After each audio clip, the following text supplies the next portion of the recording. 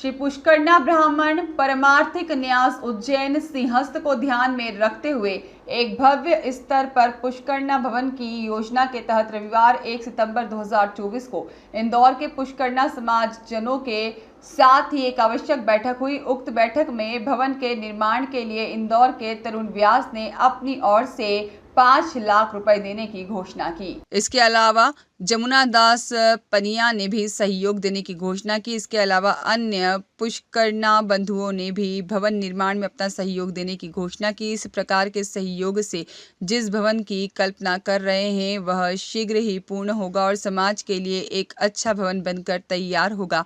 पूरे देश भर से आने वाले समाज बंधुओं के लिए उज्जैन में कुंभ महापर्व के अवसर पर आवास की उचित व्यवस्था हो सके, इस उद्देश्य को ध्यान में रखते हुए सभी समाजजनों का सहयोग उन्हें प्राप्त हो रहा है और इसके लिए पूरे देश भर से और अनेक स्थानों पर जाकर इसके लिए सहयोग लिया जाएगा। उक्त जानकारी न्यास के अध्यक्ष सत्यनारायण व्यास और विजय केवरिया ने दी। बैठक में मुख्य रूप से वल्लभ पनिया, जुगल किशोर केवलिया, सुनील व्यास, रवि प्रकाश पुरोहित और राजेश जोशी, तरुण व्यास, जमुनेश पनिया, कपिल उपाध्याय, सुरेश व्यास और राजेश पुरोहित, सुरेश बिस्सा, साथ ही में बालकृष्ण उपाध्याय, अक्षय हरीश पुरोहित, रितेश पनिया, DL व्यास और अन्य सदस्य उपस्थित थे। बैठक के बाद सभी समाज बंधुओं का स्वागत भी किया गया।